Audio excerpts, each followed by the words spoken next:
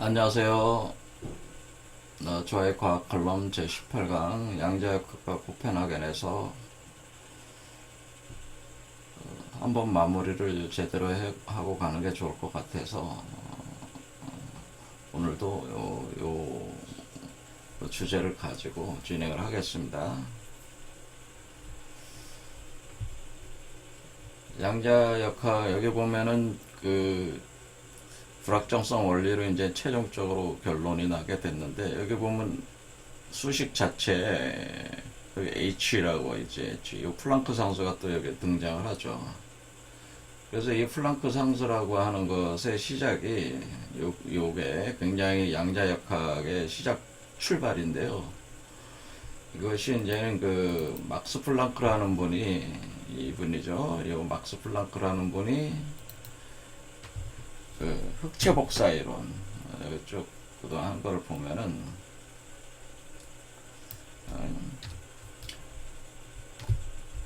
연력학에 있어서 그 흑체 복사 이론이 내서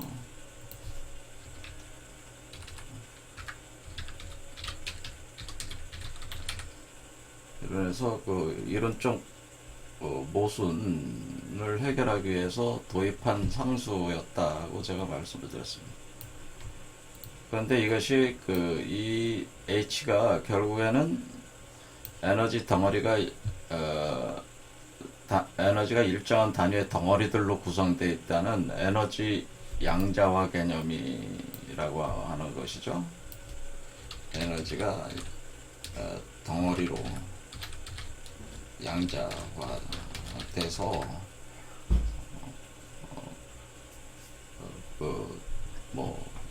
작용을 한다, 그런 얘기입니다. 그래서 이것은 어떤 아날로그적으로 작동하고 있는 게 아니라 디지털적인 그런 작동을 하는 것이라고 하는 것을 하면서 이 플랑크 상수를 이제 본격적으로 양자역학에 이제 들어오게 되는 거죠. 그래서 이 플랑크 상수가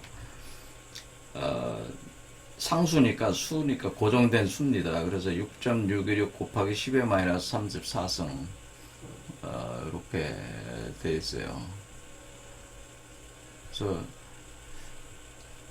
그래서 요게 들어오고 나서, 그러니까 에너지가 덩어리로 돼 있다, 양자화 돼 있다고 하는 거니까 이게 입자적인 개념이죠. 그러니까 입자론적인 개념인데, 근데 이게 실 흑체 복사 연력학에서 일어난 거기 때문에 빛과 열을 다루는 학문이잖아요. 열을 다루는 학문인데, 빛과 열이 어떤 아날로그적인 게 아니고 이게 그 빛과 열 에너지가 이렇게 양자화돼서 작용을 하고 있다라고 하는 것이죠. 그러니까 이것을 굉장히 놀라운 착상이긴 한데, 이 막스 플랑크 자신은 이것이 어떠한 의미를 가졌는지 사실은 정확하게 자기도 인식을 못하고 만든 것이다 이거죠. 그 뒤에 이것을 가지고 아인슈타인이 광전 효과, 광전 효과를 설명을 하게 되는 거죠. 그래서 빛 에너지가 양자화가 돼가지고 이 금속판의 전자의 빛 덩어리로 흡수되면 이렇게 튀어나오는, 그것이 운동 에너지로 전환이 돼서 튀어나오는 현상으로 이 광전자 효과를 설명을 했죠. 근데 이때 이것이 빛이 당시에는 이제 파동으로 알려져 있어가지고, 이때 아인슈타인이 특수상대성 이론을 발표하던 시기에 1905년에 광전효과 논문도 냈어요. 그러니까 특수상대성 이론이라고 하는 것은 빛을 파동으로 보는 맥스웰 이론을 수용을 해서 구성을 거의 완성을 한 거기 때문에, 다시 아인슈타인이 이것을 입자적인 관점에서 빛을 에너지 덩어리로 봐서, 포톤이죠. 그러니까 빛 에너지, 양자화된 빛 에너지, 빛 에너지 덩어리를 포톤이라고 합니다. 포톤. 이게 포톤이죠. 그래서 이 포톤이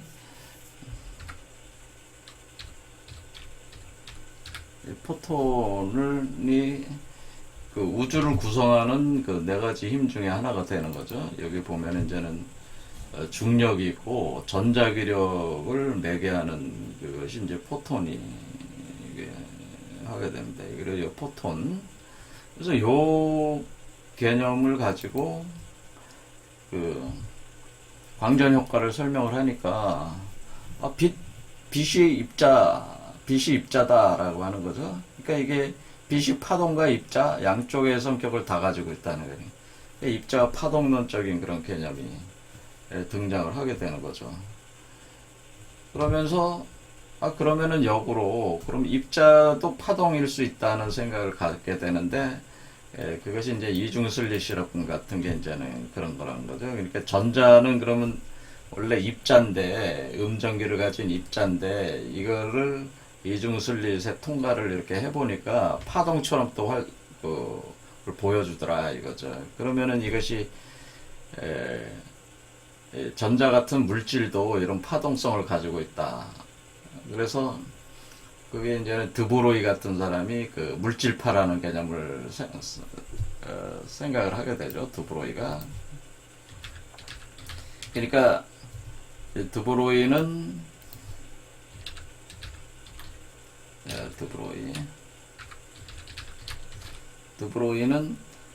물질파라는 개념을 생각해가 돼가지고 이 전자를 유도하는 파동이 있다라는 식으로. 그러니까 전자 입자는 있지만은 그 입자를 유도하는 파동이 있다.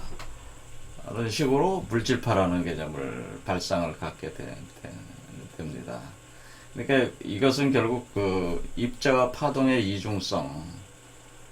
나중에 이것은 이제 닐스 보어가 상보성이다. 그러니까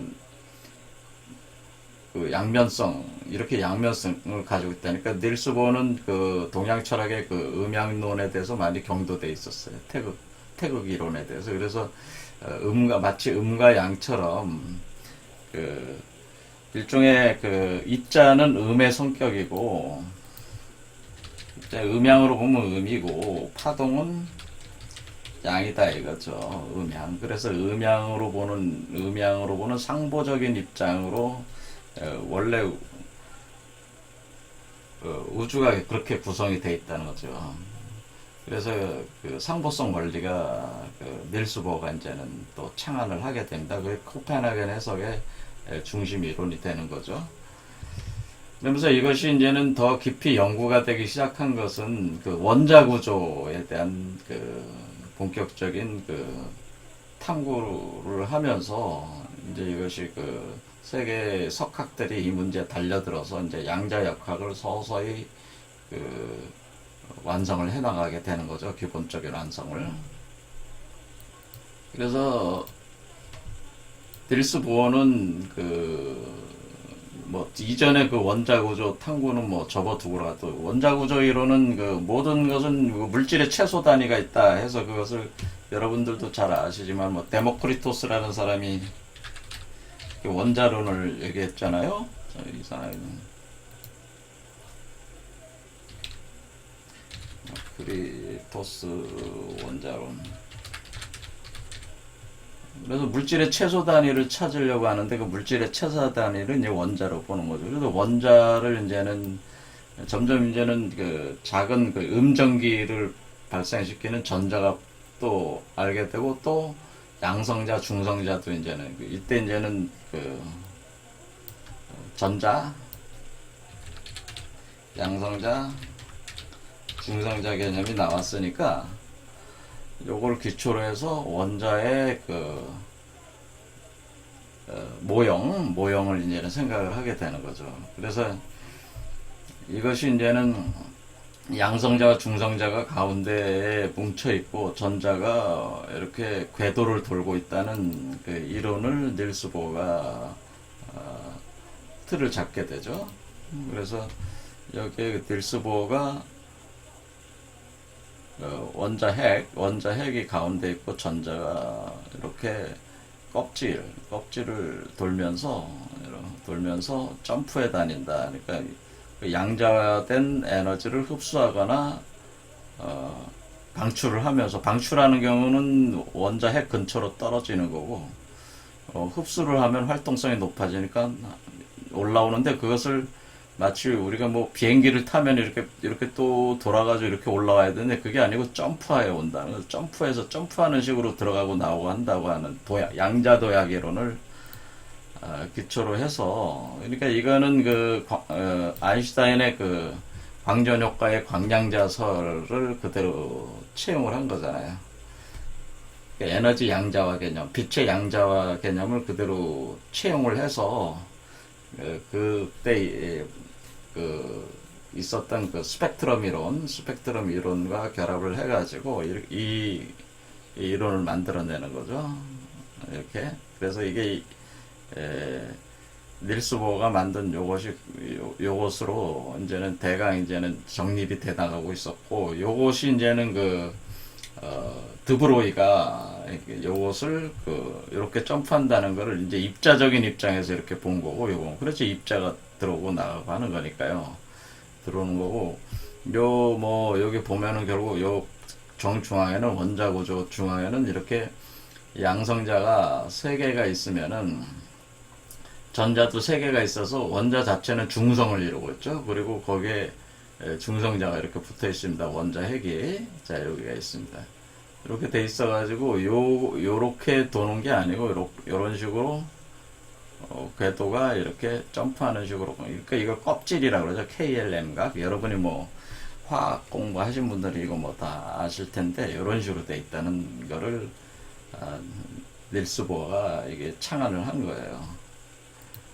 그리고 이것을 입자적인 입장으로 이렇게 접근한 거고, 양자, 입자. 그런데 드브로이는 이것을 파동적인 입장에서 전자를 이렇게 유도해 나가는 파동, 그러니까 물질파라는 개념을 가지고 원자 핵 안에 파동이 이렇게 있다는 식으로 이제 설명을 하게 되는 거죠. 그래서 이게 파동이 이렇게 정확하게 딱 맞아 떨어지는, 위성과 진폭이 맞아 떨어지는 이 정성파, 요 개념으로 공명 조건, 그러니까 안정화 조건을 공명 조건, 이걸 공명 조건이라고 이렇게 딱 맞아 떨어지는, 이게 딱, 그러니까 이렇게 어긋나면 안 된다 이거죠. 그래서 궤도를 한 바퀴 도는 총 위치로 돌아왔을 때 파동의 진폭과 이성이 일치해야 된다, 이런 개념하에서 여기에 원자 핵, 여기 궤도에서 존재하는 전자의 파동성을 이론을 가지고, 이제는 물질파 이론을 가지고 정립을 하는 거죠. 그런데 이제는 이런 부분에 대해서 이렇게 입자와 파동의 이제 두 가지의 관점을 가지고 원자 구조를 이렇게 보게 되는데, 그것이 사실은 그렇게 많은 것을 알려주고 있는 것 같지 않다 이거죠. 그래서 그것을 하이젠베르그라는 닐스 보어가 이제는 코펜하겐 파를 만들어 가지고 코펜하겐 대학 교수가 된 뒤에 연구소를 설립을 해서, 그러니까 자금을 지원을 받아서 연구소를 설립해서 당대에 유명한 역량 있는 물리학자들, 학자들을 초빙도 하고 돈을 대줘야지 움직여. 돈이 있어야지 움직이니까 돈을 대줘서 많은 사람들이 와서 공부를 하게 되고 같이 토론을 하게 되는 거죠. 그래서 코펜하겐에서 파가 형성이 되게 되는 거예요. 그래서 코펜하겐 한 파의 핵심 사람이 닐스 보어가 수장이 되고, 거기에 이제 하이젠베르그, 파울리, 막스 보론, 아마 여기다 폴 디락 같은 사람도 넣어도 될 겁니다. 폴 디렉, 이런 사람들이 당대에 쟁쟁한 사람들이 여기 와서 양자역학의 발전에 공헌을 했던 쟁쟁한 사람들을 닐스 보어가 연구소를 차려가지고, 그런 기질이 있어요. 보스 기질이 있어가지고 이게 이제 됐다는 거죠. 그때 이 하이젠베르, 닐스 보어는 코펜하겐은 이제는 덴마크 수도인가 그렇잖아요. 그러니까 덴마크 사람이고, 하이젠베르그 같은 사람은 이제는 독일인데, 이 독일 그래서 이 닐스 보어한테 배우러 왔죠. 배우러 오고, 그런데 하이젠베르가 사실은 양자역학 정립에 엄청난 그 공헌을 하게 되는데, 그래서 행렬역학을 창안을 해가지고 그 원자 내부 구조를 이제 수학적으로 거의 상당히 그 정밀하게 이제는 그 표현을 하게 되는데 행렬 매트릭스를 창안을 한 거예요. 이게 어떤 제가 늘상 얘기하지만은 어떤 물질의 그거를 해석하기 위해서 물리학자들이 이렇게 그 어떤 수학을 창안할 수 있다는 것을 항상 생각을 하죠. 분석을 하기 위해서. 그러니까 어떤 이게 의식의 발전 과정이 그렇다고 하는 거죠. 그런 도구로서 수학을 사용한다 그런 얘기예요. 그래서 우리가 원자 내부 구조는 그 입자인지 파동인지 또 그것이 어떻게 운영되는지 잘 모르지만은 수학을 통해서 파악을 하자라는 게 오늘날도 여전히 마찬가지죠. 우리가 어떻게 됐는지 모르지만 수학을 풀면 그렇게 돼. 그러니까 수학을 풀어서 수학을 실제로 그것을 나오는 그 과정이 철학적 해석이 뭔지는 뭐 상관하지 않고 그것이 보여주는 결과물들이 실험적으로 나오냐. 그러니까 우리가 수학적으로 표현된 그것이 가설이라고 보면은 그것이 실험의 결과로 그것이 입증되느냐. 그거가 중요하지. 이 철학적 해석은 중요하지 않다. 그렇게 보는 입장이죠. 그래서 이제 수학을 가지고 이것을 표현한다. 그래서 행렬 매트릭스를, 행렬을 가지고 하는 거예요. 그런데 이렇게 표현하는 방식이 있었고, 문제는 이 닐스 코펜하겐 파와 다른 파가 있었는데, 그게 아인슈타인 파가 있었네. 아인슈타인은 뭐 그렇게 그 보수 기질이 있는 사람은 아니죠. 하지만 아인슈타인은 플라톤주의자였어요. 그래서 이 세상에 그 기하학적으로 뭔가 그 플라톤의 이데아적인 어떤 구조에 의해서 수학적으로 완벽하게 기하학적으로, 그러니까 이런 행렬역학은 어떻게 사실 거지 같아. 이거 보면 너무 이런 식으로 표현하는 것 자체가, 이런 수학적 표현 자체가 거지 같은 표현으로 이렇게 보이는 거예요. 그래서 기하학적으로 보여줬으면 좋겠다는 게 항상 아인슈타인의 생각이, 아주 단순 명료하게 수학식으로 딱 떨어지는 거예요. 그래서 이 아인슈타인과 같은 파에 속해 있는 사람이 이제는 슈레딩거라고 그러죠. 그래서 슈레딩거는 이 행렬역학, 이런 식으로 해석하지 않고, 슈레딩거는, 이거 레보다는 레자가 좋겠습니다. 슈레딩거는 파동 함수를 이제는 만들어가지고, 파동적인 입장, 전적으로 파동적인 입장에서, 수식을 표현하게 되죠. 그러니까 슈레딩거 파동 방정식은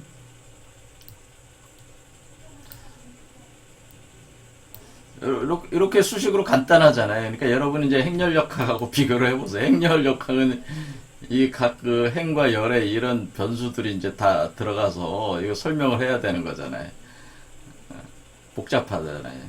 근데 파동 방정식은 이렇게 딱 수식으로 딱 아름답게 표현이 되잖아요. 그러니까 이런 식을 그걸 원하는 거죠. 플라톤도, 플라톤이 아인슈타인도. 그래서 슈레딩거의 파동 방정식은 그 아인슈타인에 의해서 지지받았죠. 이거는 너무나 아름다운 수식이다. 그러니까 이게 단순 명료하다라고 하는 거죠. 하지만 이거는 그 파동적인 입장에서 해석을 한 거니까, 입자적인 그 실험 현상들은 설명을 못 하는 거예요, 이거 가지고는. 그리고 여기에 복소수가 또 들어가서 허수라는 개념이 뭐냐에 대한 의문들이 있는 거예요. 여기 I가 있어요. 허수잖아요, 허수. 그러니까 실수, 허수가 있잖아요. 그 허수가 들어간다, 복소수. 그러니까 허수하고 실수가 합해지면 복소수잖아요. 그래서 이거 복소수 개념이 들어가가지고, 이건 또 뭐냐, 이게. 수학적으로는 너무 아름다운데, 이게 도대체 허수를 어떻게 이해를 해야 되냐라고 하는 거죠. 이런 부분들이 있으니까. 근데 행렬역학하고 이 파동방정식 사실은 같은 것이라는 걸 또 증명해낸 사람이 있어요. 그래서 그것을 폴 디락이라는 사람이. 폴 디락은 브라켓이라는 연산자로 요걸 이제 개발을 해가지고, 이것도 이렇게 수학을 개발하는 거야, 이런 식으로. 그래서 브라켓 연산자 방식을 개발을 해서 그 내재되어 있는 법칙을 쫙 보면은 수학적으로 어떻게 표현하면 그 논리를 구조를 표현할 수 있겠다는 아이디어가 딱 떠오른다. 그러면 그런 사람이 천재죠. 통찰력 있는 사람들이죠. 그런 수학적 천재라기보다 어떤 그 내재되어 있는 법칙이 눈에 보이는 거지, 이런 사람들. 그런 거는, 이거를 브라켓이라는 그런 거를 동원을 해서 설명하면은 굉장히 이게 잘 되겠다. 이런 아이디어가 번뜩 떠오른단 말이에요. 이게. 그래, 이 아이디어를 가지고, 사실은 행렬역학, 하이젠베르그의 행렬역학과, 그러니까 원자 구조를 분석하는, 설명해내는 행렬역학과 슈레딩거의 파동방정식이 사실 같은 것이라고 하는 것을, 이게 같았어요. 그러니까 파동방정식과 행렬역학의 표현 방식만 다르지만 같은 결과를 나타낸다고 하는 것을, 이 브라켓 방식으로, 브라켓이라는 수학을 또 만들어가지고 이걸 또 딱, 설명을 했다.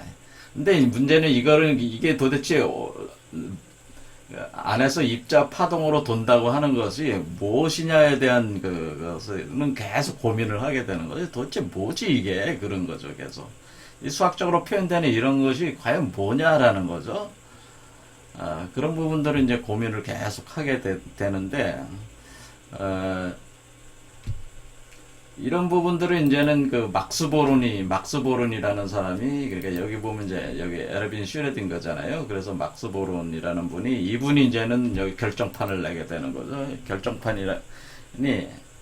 결정판이라기보다 아주 중요한 사고의 대혁명이 또 일어나게 되는데, 이 막스보론이라는 분이 이분은 이제는 코펜하겐파잖아요.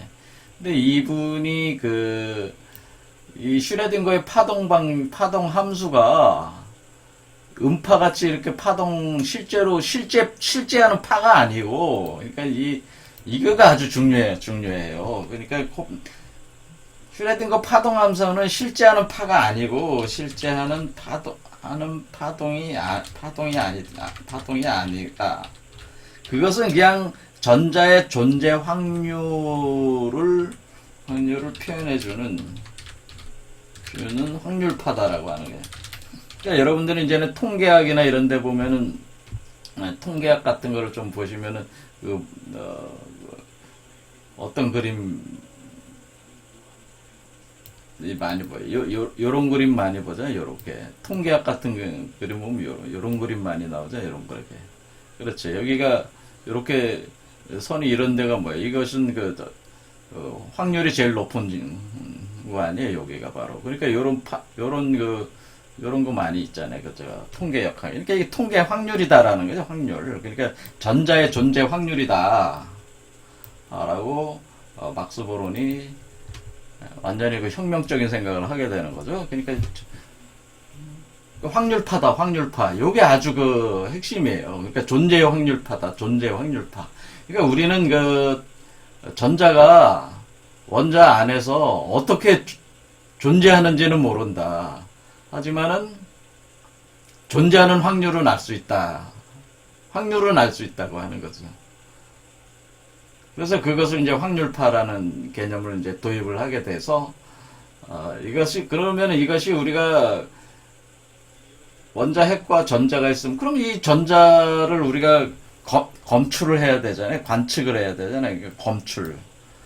전자의 운동을, 그럼 전자가 이제 확률적으로 존재하는데, 전자의 위치와 운동량을 이렇게 검측해내야 되잖아요.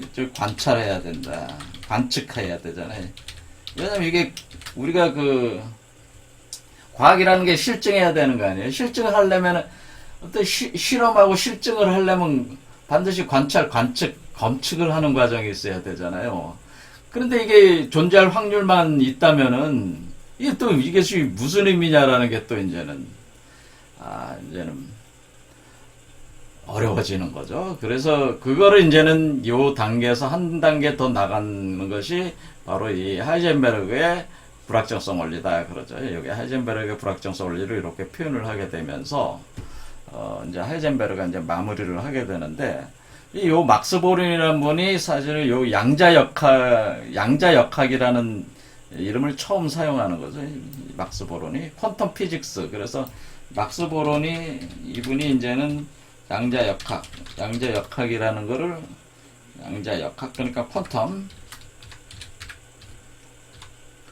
피직스, 퀀텀 메카닉스 이 양자역학이란 말을 이 막스 보론이라는 분이 처음 사용하신 거예요. 그러니까 요때 와서 양자역학이 이제 틀을 잡기 시작했다, 틀이 됐다라고 이렇게 보시면 돼. 그러니까 이게 확률파니까 사실 우리가 원자 안에 전자가 이렇게 도는 게 아니라는 거죠. 그러니까 닐스 보도 틀렸다는 거죠. 그냥 이렇게 확률이 이렇게 구름처럼 돼 있다는 거지. 이렇게 그래서 구름 모양으로 이렇게 해놓은 거예요. 어디 있는지 모르니까. 도는 게 아니니까. 도는 게 아니야. 그러니까 어디 있는지 모르지만 확률적으로 이렇게 여기 진한 부분이 확률적으로 높은 존재의 확률을 가지고 여기가 그 궤도라 이거죠. 이렇게 확률적으로 이렇게 존재한다. 그래서 일종의 그 원자 구조의 그 구름 모형이 나오게 되는 겁니다. 그러면 이것을 이제는 그럼 이 전자를 검측을 해내고 관측을 해내고 그 위치와 운동량을 정확하게 관측을 해내야 되는데 이렇게 확률적으로 존재하게 되면은 그 관측해내는 그 자체가 무슨 그거와 어떤 그 의미가 있느냐는 거에 대해서 하이젠베르그가 이제는 그 마지막 그 결정타를 이제는 놓게 되는 거죠. 그래서 하이젠베르그가 이제 어떤 식으로까지 이제 진행을 하냐면은 이게 확률만 있는 건데, 그러니까 우리가 관측하고 측정, 그러니까 인간이 전자를 측정하기 전까지는, 그러니까 검측하기 전까지, 관측하기 전까지는 물리적인 성질 자체가 아예 없다. 물리적인 성질이라는 건 뭐예요? 위치와 운동량이라는 거죠. 위치와 운동량이 아예 없다. 명확한 위치와 속도가 모른다. 그걸 모른다는 거예요. 그리고 모르는데 우리가 그것을 관측을 할 때 알 수 있다. 알 수 있는데 그것도 위치를 정확하게 알려면은 운동량을 정확하게 알 수가 없고, 운동량을 정확하게 알려면은 위치를 정확하게 알 수가 없다. 그런 관측하는 경우에도 그렇다는 거예요. 그러니까 관측 전에는 아예 모르는 거고, 관측하는 경우도 어떤 하나를 알려면 어떤 하나를 희생을 해야 된다 이런 거예요. 이게 그러니까 이렇게 그 양자 세계의 물리적인 수치는 인간이 측정하지 않는 확정된 값이 아니라 확률적인 가능성의 집합으로만 존재를 하게 되고, 또 측정한 후에도 위치와 속도를 둘 다 정확하게 특정할 수가 없이 어떤 하나를 명확하게 하려면 하나는 흐려지고 그런 식으로 돼 있다는 거죠. 그래서 요게 그 방정식이에요. 그러니까 위치와 운동량이 어떤 하나를 명확하게 하면 이것이 늘어나는, 이것이 그러니까 이 모르는 거죠. 이것이 모르는 게 늘어나는 거. 이것을 더 정확하게 알려면은 이걸 몰라. 아예 모른다는 게 아니고 아는 정도가 적어진다는 거죠. 이렇게 서로 상호 이렇게 연결돼 있다는, 요게 요런 방정식으로 이제 표현을 하게 되는 게. 이렇게 되니까 이제는 결론은 이제는 어떻게 이런 개념으로 해서 하이젠베르그가, 그러니까 결국 마무리는 하이젠베르그가 한 거죠. 하이젠베르그의 불확정성 원리로 마무리가 된 거예요. 그러니까 이것도 일종의 상보성 원리죠. 위치와 운동량이 서로 상보적으로 존재하면서 어떤 그 부분, 그러니까 음양 중에 음을 명확하게 알려면 양을 잘 모르게 되고, 양을 알려면은 음을 잘 모르게 되고, 그런 식의 그런 개념으로 돼 있다는 거지. 이렇게. 자, 이렇게 되면은 이런 어떤 그 물질의 실제라고 하는 것은, 물질의 실제가 결국 인간의 관측 행위와 연관이 돼 있다는 거죠. 물질의 실제는, 물질이 실제 어떤 것이냐에 대해서 실제는 사람의 관측, 또는 측정, 그러니까 우리가 어떤 인식이라고 하는 인식, 그러니까 뭔가 인식을, 이렇게 뭐를 보고 이렇게 인식을 하는 행위는 측정하고 관측하는 행위죠. 판단하는 행위잖아요. 판단하는 하나의 데이터를 얻는 행위잖아요. 그렇죠. 내가 저 사람을 보고 판단을 하려면 저 사람을 머리에 띄어서 생각하든지 아니면 직접 보든지 뭐 이렇게 해야 될 거 아니에요. 그러니까 뭔가 이렇게 관측해야 돼. 관측이라는 행위가 먼저 관찰, 관측. 이라는 게 있고, 거기에 기초해서 어떤 그 개념이 정립되는 거 아니에요. 그러면 어떤 개념을 명확히 하면 어떤 개념은 흐려지고, 이렇게 상대적인, 그러니까 내가 저 사람을 좋게 보면은 나쁜 게, 뭐, 그러니까 뭐, 한 부분 분야를 명확히 할수록 한 부분은 이제 상대적으로 잘 모르게 된다는 거죠. 이렇게 된다는 거죠. 그러니까 그러니까 사람의 관측, 측정, 인식, 그 인식이 먼저 있어야지.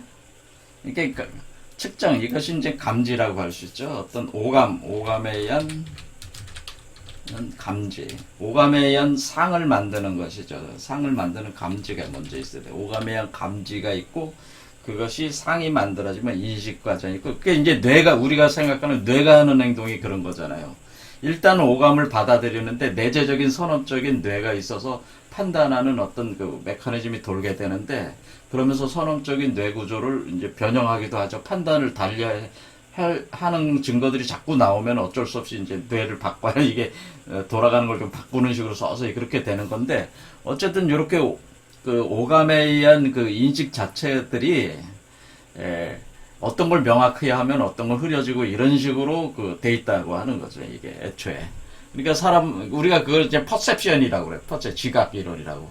그러니까 사람의 관심사에 따라서 같은 걸 보더라도 사람에 따라서 다르게 보는 거죠. 다 상대적으로 보는 거죠. 그런 개념하고 좀 비슷하게 돼서 이것이 인간의 의식이 물질의 실제를 결정하는 그런 개념으로까지 이게 확장이 된다는 거죠. 그러니까 우리가 보는 것이 우리가 보는 그 행위 우리가 관측 측정하는 행위 자체가 감지하고 인식하는 행위 자체가 실제를 실제를 구성하게 된다는 그 개념으로까지 이제 나가게 되는 거죠.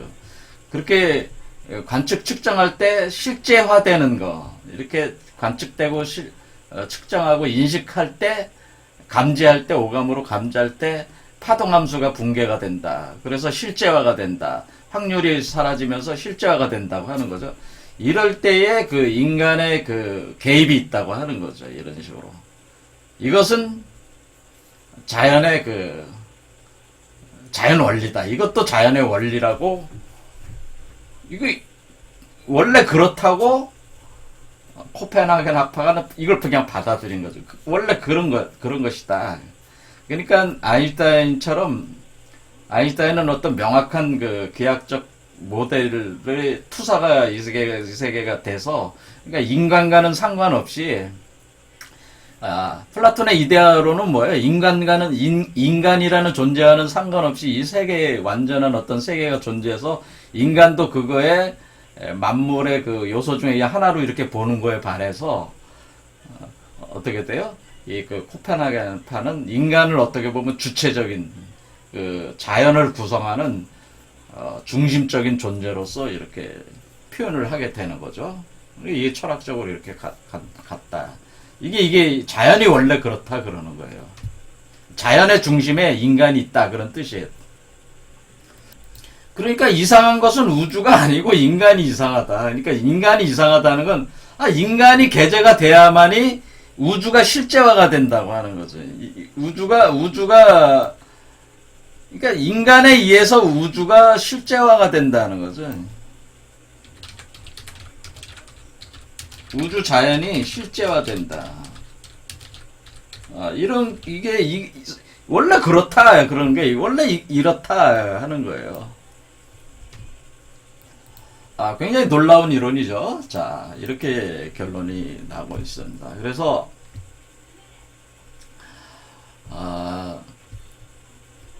여기서 이제는 요게 코펜하겐파의 그 해석의 지난 시간에 읽었지만 다시 읽어보겠습니다. 결론들을. 입자의 상태는 파동함수에 결정되는데 파동함수 제곱은 측정값의 확률 밀도를 나타낸다.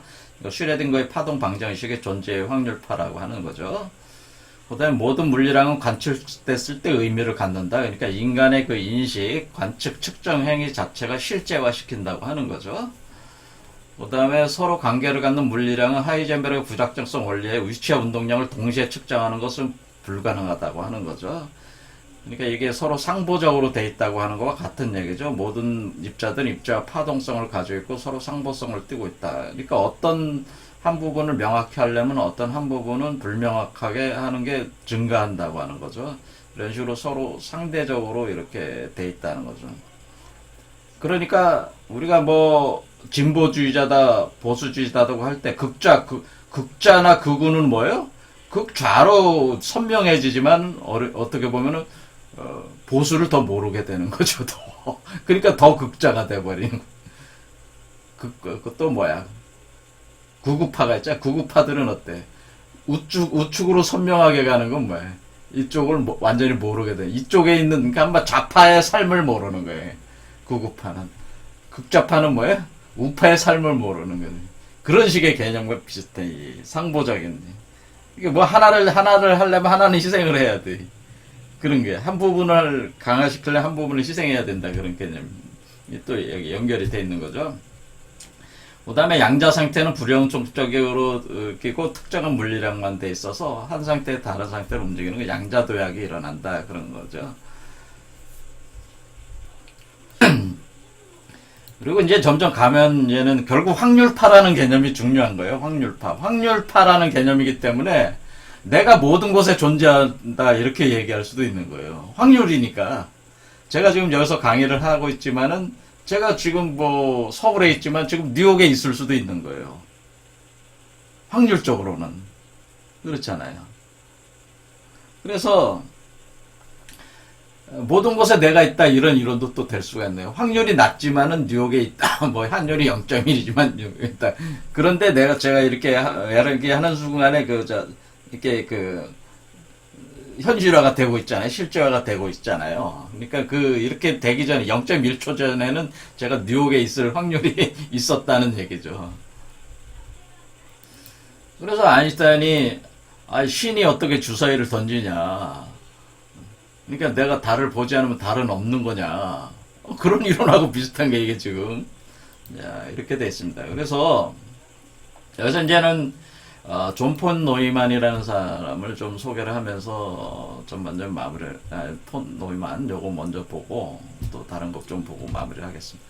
그래서 존 폰 노이만 이때가 이제는 본격적으로 1차 세계대전, 2차 세계대전에 이제는 본격적으로 들어가게 되면서 하이젠베르그가 닐스 보너, 하이젠베르그는 독일 사람인데 독일 핵폭탄 만드는 과정에 참여했고 닐스 보너는 미국 쪽의 맨하탄 핵폭탄 만드는 그 과정에 참여를 하면서 이제는 독일파하고 이렇게 막 갈라지는 거죠. 그 학자들이. 그래서 존 폰 노이만 같은 분도 원래 이 양반은 외계인, 악마보다 뛰어난 천재로 알려져 있는데 이분이 결국에는 이게 굉장히 천재예요. 그래서 오펜하이머가 이제는 원자폭탄의 아버지인데 요하고 에드워드 텔러라는 사람은 수소폭탄의 아버지. 근데 이 사람들하고 같이 일했어요. 이 맨하탄 프로젝트에서 같이 일했어요. 그 다음에 DNA가 발견되기 전에 이미 자기 복제 구조에 대한 수학적 분석을 한 사람이에요. 이 사람이. 그 다음에 이분이 이제는 양자역학과 관련돼서 이제는 어떤 거를 하게 되냐면은 여기 그때를 읽어보겠습니다. 1900년 세계 수학자 대회에서 디베트 힐베르트는 수학 발전의 핵심적인 23개의 문제들을 발표했다. 그 중에 6번째 문제는 물리학의 공리화였다. 라고죠. 1930년대까지 결국에는 양자역학은 결정론적 세계관과 모순되는 부분이 있어. 왜 확률적인 세계이니까. 철학적 기술적으로 문제가 제기됐다. 베르너 하이젠베르그의 행렬역학과 에르빈 슈레딩거의 파동역학의 접근 방식이 접점을 찾지 못한 상태였다. 그런데 이것을 이제 폴 디락이 이 두 개가 같다는 것을, 결과가 같다는 것을 입증은 했죠. 수학적으로. 그래서 이 폰 노이만은 이 문제에 이제 매달려가지고, 그러니까 힐베르트의 23가지 문제, 수학 발전의 23가지 문제 중에 6번째 문제가 바로 요 문제였는데, 요 이론에 폰 노이만이 연구를 하게 됩니다. 연구를 하게 돼서, 여기 있습니다. 양자역학을 다루는 물리 문제는 힐베르트 공간 내에 에르미트 연산자를 연산자끼리 계산하는 방식으로 시연하는 것이 가능하다는 것을 알았다. 그러니까 연산자 이론을 이제 이 사람이 이제 만들게 되는데, 이게 폴 디락의 브라켓하고 비슷한 개념인데, 이 연산자 이론이 폴 디락보다 훨씬 뛰어난 이론으로 인정을 받게 돼요. 이분이. 그러니까 이 정도로까지 아주 천재적인 사람. 물리학자들은 폴 디락이 1930년에 완성한 브라켓 접근 방식을 선호하지만은, 수학자들은 노이만의 접근 방식이 아름답고 더 완전하다라고 이렇게 평가를 하는 거예요. 그러면서 이분이 그러니까 완전히 양자역학에 있어서도 천재적인 사람인데, 이분이 이제는 결론을 내는 게 뭐냐면, 인간의 의식이 파동함수를 붕괴시켜서 현실이 유지된다, 될 수 있다고 생각했다는 거죠. 그러니까 인간이라는 존재 자체가 확률적으로 존재하는 세계를 실제화시키는 거다, 그런 얘기죠. 그래서 이런 분이 이분이 거의 엄청난 사람인데, 이분이 이런 얘기를 결론을 낸 거예요. 그런데 이런 존 포인 노이만의 결론은 제가 소강절의 결론하고 같은 거예요. 소강절이라는 사람이, 사실 소강절의 이론 속에 이미 이 양자역학에 대한 이런 개념이 다 있어요. 한번 읽어볼까요? 현상계의 구조, 바로 실제하는 현상계의 구조는 결국 음양의 대대다. 그러니까 입자와 파동의 대대다. 이렇게 바꿔놓으면 돼요. 입자와 파동에 서로 대대하는 것이다. 서로 입자이기도 하고 파동이기도 하고, 파동으로 갔다가 입자가 되겠다, 이런 식의 대대작용이다, 상보적이다, 그렇게 표현할 수도 있습니다. 자, 그래서 음양의 대대요, 그와 같이 되어 있는 궁극적인 자기 원인은 일기, 오로지 하나다. 그러니까 그렇게 입자든지 파동이든지 드러나고 있는 이면에 하나의 기운이 그렇게 드러나고 있는 것 뿐이라는 거죠. 그러니까 입자로 드러날 수도 있고 파동으로 드러날 수도 있고, 그것은 어떤 하나의 기운이 모습을 드러내는 형태일 뿐이라는 거죠. 그게 일기인데, 그 일기가 뭐냐면은 천지의 중이고 일동일정의 간이다. 일동이라는 건 양이고 일정은 음이다, 이렇게 보시면 돼요. 그러니까 일동은 파동이고 일정은 입자다, 이렇게 보셔도, 입자는 멈춰 있는 거잖아요. 명확하게 보이는 거잖아요. 동은 뭐예요? 움직이고 있으니까 파동이잖아요. 그러니까 동과 정의 간이다, 사이다, 이렇게. 그래서 중이고 간이다. 천지는 뭐야? 하늘과 땅의 중이다. 하늘은 파동이고 땅은 입자다, 이렇게 볼 수도 있어요. 뭐 이런 식으로 볼 수가 있어요, 음양을. 동정, 강류, 이런 개념으로. 그리고 이와 같이 간이나 중은, 그런데 이 음양의 사이가 있다고 하는 거예요. 음과 양의 사이. 음과 양의 사이. 이 음과 양을 파생시키고 있는, 음과 양을 양으로 드러나는 근원적 일기, 하나의 기가 있다, 기운이 있다는 거예요. 요게 바로 중이고 간이라고 하는 거예요. 중간, 우리가 중간이라고 하는 중이고 간이다. 이게 바로, 간이나 중은 바로 사람의 마음의 작용이다라고 하는 거예요. 똑같잖아요, 지금 폰 노이만 하는 얘기하고. 그렇죠?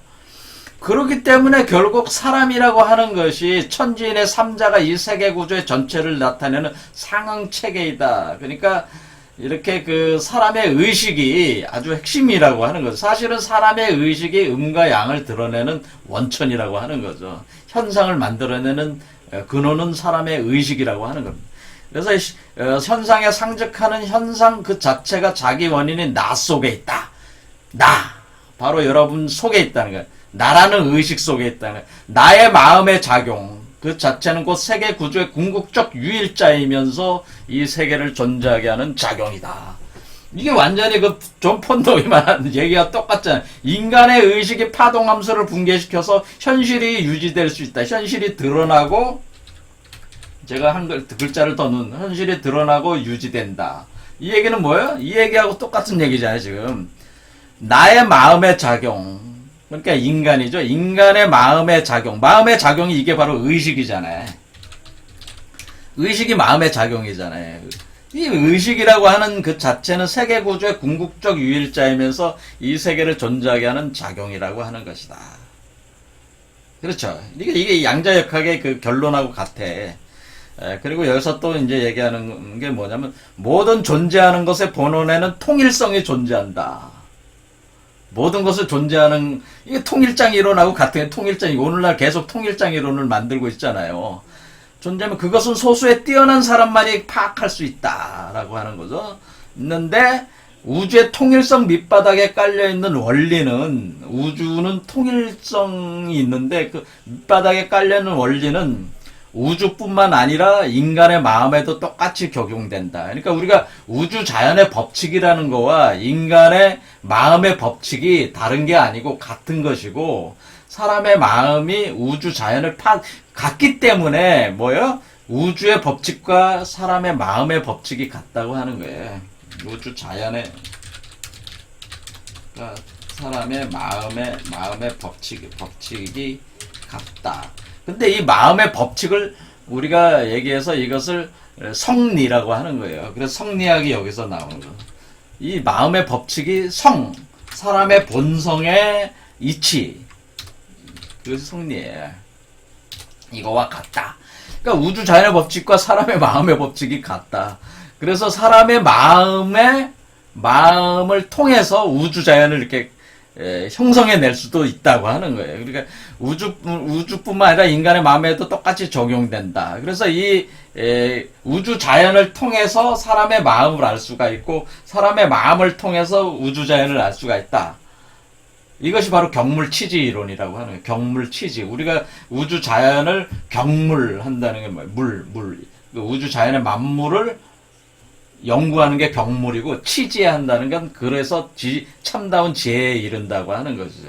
근데 그것이 바로 인간의 성리, 마음하고 같은 것이기 때문에 같은 것이다라고 하는 게 성리학의 이론이란 말이에요. 그러니까 이미 이게 성리학 이론이라고 하는 것이, 뭐 제가 성리학, 뭐 제가 유교 저기 하는 사람은 아니지만은, 이런 개념 자체가 사실 현대 물리학에서는 여기까지는 오질 못한 거죠. 그렇죠.